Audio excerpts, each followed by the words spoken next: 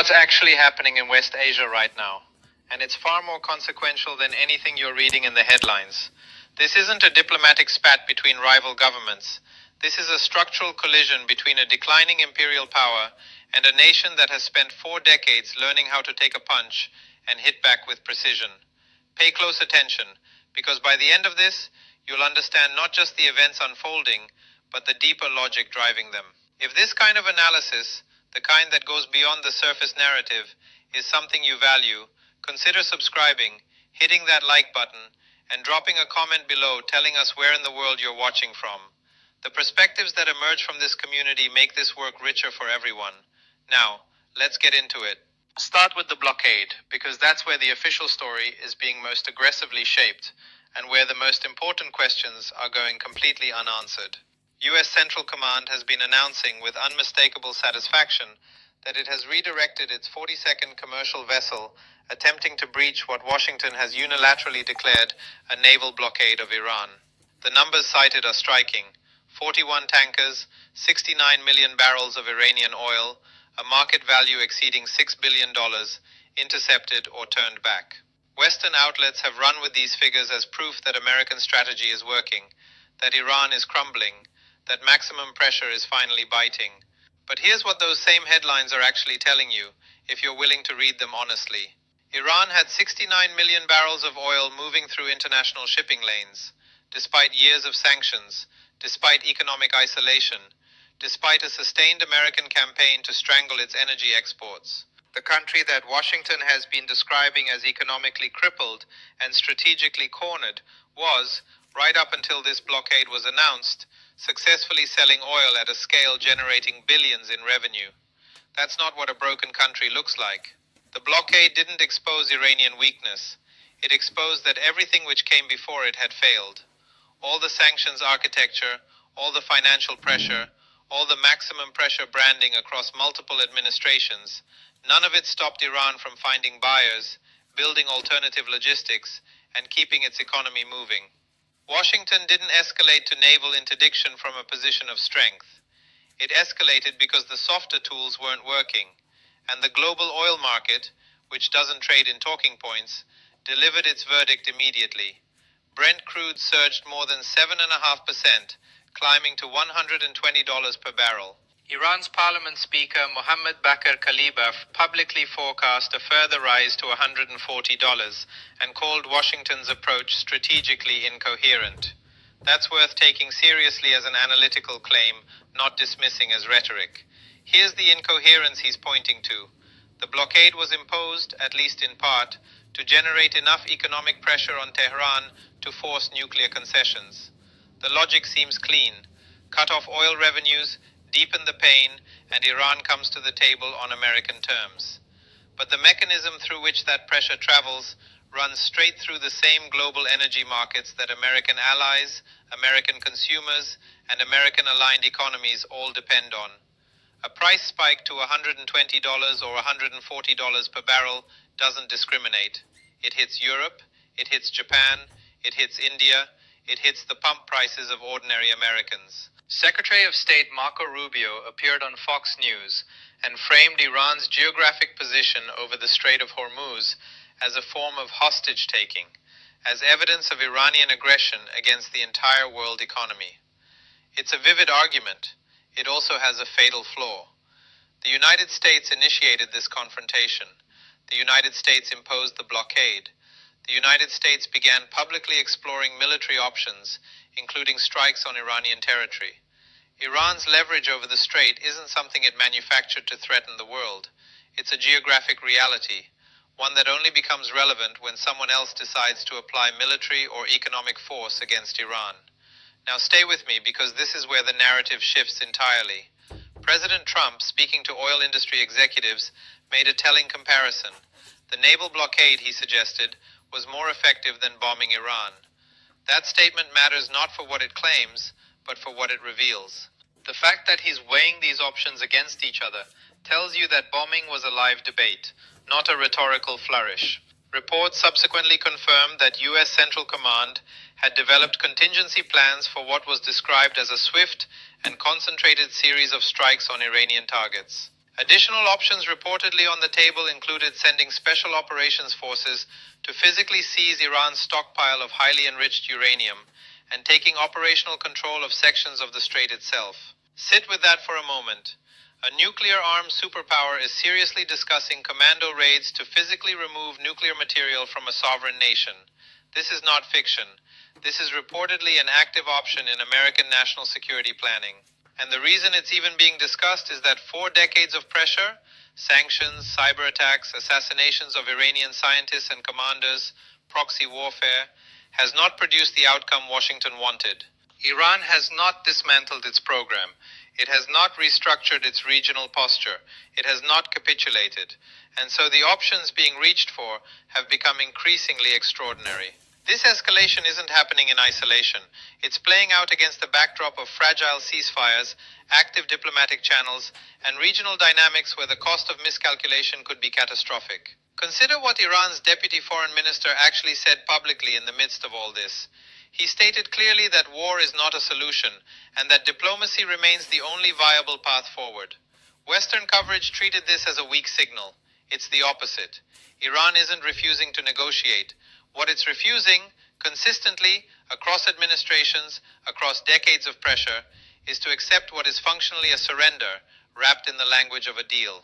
Retired U.S. Lieutenant Colonel Daniel Davis, a military analyst with genuine strategic credentials, put it plainly. Iran is at the table. They just aren't agreeing to terms that amount to capitulation. He went further, noting that additional American strikes won't produce different outcomes, but they will prompt Iran to hit targets it has so far chosen to leave alone, including assets belonging to American allies across the Gulf and in Israel. That's not speculation, it's a reading of consistent Iranian behavior across decades. Which brings us to the dimension of this crisis that mainstream coverage is almost entirely ignoring: the role of Russia, and what it signals about the broader realignment taking shape around this confrontation. Vladimir Putin reportedly held a phone conversation with Trump lasting more than 90 minutes. The Kremlin's subsequent statement was unusually direct. Military action against Iran would produce consequences described as inevitable and extremely damaging, not just regionally, but globally. Russia simultaneously reaffirmed its support for a diplomatic resolution, and Trump himself disclosed that Putin had offered Russian involvement in managing Iran's enriched uranium as part of a potential nuclear agreement, a framework that would presumably allow Iran's program to continue under some form of international oversight. This is a genuinely significant diplomatic development. Russia, itself under sweeping American sanctions, itself locked in a grinding conflict in Ukraine, has positioned itself as a potential guarantor of a US-Iran arrangement. The reason Moscow is doing this extends beyond tactical self-interest. Russia understands, with a clarity that American strategic culture has been slower to develop, that this confrontation isn't ultimately about nuclear weapons. It's about the architecture of the post-unipolar world. It's about whether any country can maintain an independent foreign policy, an independent economic system, an independent regional posture, without being subjected to the full coercive weight of American power: blockades, sanctions, assassinations, cyber attacks, military threats. Russia understands that logic because it's living it. China understands it for the same reason. And a growing number of governments across the global south understand it because they've watched what happened to Iraq, to Libya, to Syria. Iran in this context isn't simply defending a nuclear program, it's a test case. The question being posed: can the United States force complete and verifiable Iranian denuclearization, not the limited managed enrichment that the 2015 nuclear deal allowed for, but the total elimination of enrichment capacity, is really a question about the limits of American power in a world that is no longer organized around American primacy. Trump's decision to post a map renaming the Strait of Hormuz as the Strait of Trump is, in that context, more than a branding exercise. It's a window into the cognitive framework driving American policy. The strait is one of the most consequential geographic choke points on Earth. Roughly a fifth of the world's oil supply passes through it. The notion that renaming it on a social media platform constitutes meaningful strategic communication, that it signals the kind of credible resolve likely to shape Iranian decision-making, reveals a significant gap between the symbolic register of American political culture and the hard material realities on the ground. Tehran doesn't respond to posts, it responds to the actual balance of capabilities. And on that balance, the picture is considerably less favorable to Washington than the triumphalist tone of current Western coverage suggests. Iran's position alongside the Strait of Hormuz is not rhetorical. Its coastal defense systems, missile batteries, and naval assets are physically positioned along the northern shore of the narrowest energy choke point on the planet. The capacity to threaten, disrupt, or close that strait isn't something Iran needs to develop. It already possesses it. And the oil market, which prices real risk, not press releases, has already moved accordingly. Kalibaf's prediction of $140 per barrel is grounded in market mechanics that serious energy economists regard as plausible under sustained confrontation. At that price level, the economic damage falling on the United States, on Europe, on Asian manufacturing economies, on American consumers at the pump, far outweighs whatever fiscal pressure the blockade itself is generating in Tehran. That asymmetry is the core of Iranian deterrence, and no aircraft carrier battle group resolves it. The military claims also deserve scrutiny. Trump's assertions that Iran's navy has been neutralized, its air force degraded, and 80% of its missile production capacity destroyed need to be measured against observable evidence.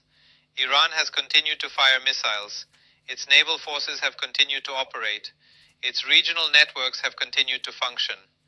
If 80% of Iranian missile capacity had genuinely been eliminated, that would represent a military achievement of historic proportions, one that would be clearly visible in Iran's dramatically reduced ability to threaten targets across the region. No such reduction is visible, and the fact that American planners are still drawing up commando raids to seize enriched uranium, rather than simply declaring the problem militarily resolved, is its own answer to the question of how much damage has actually been done. Which brings us back to the diplomatic track and to the genuine nature of the current deadlock. Iran has stated repeatedly, through official channels, that it is willing to negotiate. What it will not accept is a framework premised on unilateral disarmament under conditions of active American military and economic aggression. That position isn't unreasonable by any standard of international relations. France maintains its nuclear deterrent. Britain, India, Pakistan. No sovereign state has ever voluntarily surrendered its strategic deterrent to an adversary that retains overwhelming military superiority and continues to issue explicit threats. Framing the demand for complete Iranian denuclearization as a legitimate opening offer, rather than a demand for strategic surrender, is one of the central analytical failures underlying current American policy.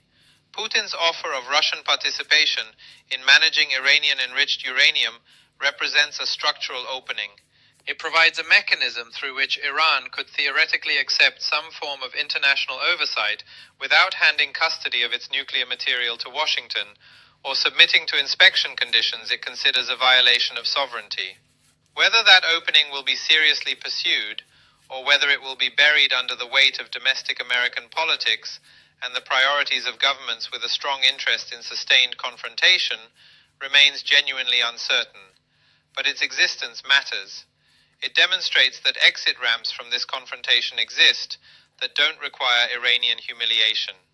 Meanwhile, the China dimension is receiving almost no serious analytical treatment in Western coverage, despite being indispensable to understanding what's actually at stake.